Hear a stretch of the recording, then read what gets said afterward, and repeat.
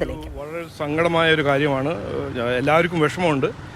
ഇന്നലെ തന്നെ ഞാൻ അതിന് ഞങ്ങൾ അന്വേഷിക്കണം എന്ന് ഞാൻ ജില്ലാ പ്രസിഡന്റിനോട് പറഞ്ഞു. ഞങ്ങളുടെ ഭാഗത്തിന് വീഴ്ച എന്തെങ്കിലും ഉണ്ടെങ്കിൽ ഞാനത് വിടില്ല എന്ന് കൃത്യമായൊരു ഇൻസ്ട്രക്ഷൻ കൊടുത്തു. അദ്ദേഹം എന്നോട് വിളിച്ചു പറഞ്ഞു, ഇങ്ങനെ പാനലിൽ ഇദ്ദേഹത്തിൻ്റെ പേരൊന്നും ഉണ്ടായിരുന്നില്ല. മണ്ഡലം ലെവലിൽ നിന്ന് ആ പാനലിൽ വന്നതിൽ ഇദ്ദേഹത്തിൻ്റെ പേരുണ്ടായിരുന്നില്ല. ഇദ്ദേഹം പിന്നെ ശിവസേന ജോയിൻ ചെയ്തു. ഉദ്ധവ് ഠാക്കറെ ശിവസേനയിൽ ഭാഗമായിരുന്നു, അവിടെ ജോയിൻ ചെയ്തു എന്നാണ് ഞങ്ങൾക്ക് കിട്ടിയ ഇൻഫർമേഷൻ. പക്ഷേ ഞാൻ ഇന്ന് രാവിലെയും പറഞ്ഞിട്ടുണ്ട്, ഞങ്ങളുടെ പ്രോസസ്സിൽ ഒരു വീഴ്ച എന്തെങ്കിലും ഉണ്ടെങ്കിൽ ഞാൻ അതിന് വിടില്ല, അതൊന്ന് നോക്കണം എന്ന് ഞാൻ കൃത്യമായൊരു ഡയറക്ഷൻ കൊടുത്തിട്ടുണ്ട്.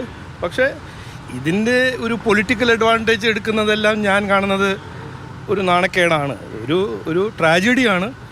ഇതിപ്പോൾ കോൺഗ്രസ്സിൽ പറയുന്നവർ CPM പറയുന്നവരും നവീൻ ബാബുവിനെ മറക്കാൻ പാടില്ല. നവീൻ ബാബുവിനെ ദിവ്യേനെ ന്യായീകരിച്ച് ഒരു ACP സ്ഥാനാർത്ഥി ആരാണ് ആക്കിയത് ജനങ്ങൾക്കറിയാം. പക്ഷേ ഇതിനെ പൊളിറ്റിസൈസ് ചെയ്യുന്നത് ഞാൻ പറഞ്ഞ എന്താ പറയേണ്ടത്, ഒരു നാണക്കേടാണ്. ഇതൊരു ട്രാജഡിയാണ്. ഞങ്ങൾ ഒരു റെസ്പോൺസിബിൾ പാർട്ടീൻ്റെ ഞങ്ങളത് അന്വേഷിക്കും. ഞങ്ങളതിൻ്റെ വീഴ്ച എന്തെങ്കിലും ഉണ്ടെങ്കിൽ ഞങ്ങളത് വിടില്ല. പക്ഷേ ഇതുവരെ മനസ്സിലായത് ഞങ്ങളുടെ വീഴ്ചയൊന്നും ഉണ്ടായിട്ടില്ല. മണ്ഡലം പാനലിൽ ഇദ്ദേഹത്തിൻ്റെ പേരുണ്ടായിരുന്നില്ല. ഒരു ട്രാജഡിയാണ്, സങ്കടമുണ്ട്, വിഷമമുണ്ട്. പക്ഷേ ഈ പൊളിറ്റിസൈസ് ചെയ്യുന്ന ഈ പാർട്ടികൾക്ക് എനിക്ക് പറയാനുള്ളത്, നിങ്ങൾ ചെയ്ത കാര്യങ്ങളൊന്നും മറക്കാൻ പാടില്ല. ഇത് ജനങ്ങൾക്ക് അറിയാം. നവീൻ ബാബുവിനെ കുറിച്ച് ആരും മറന്നിട്ടില്ല.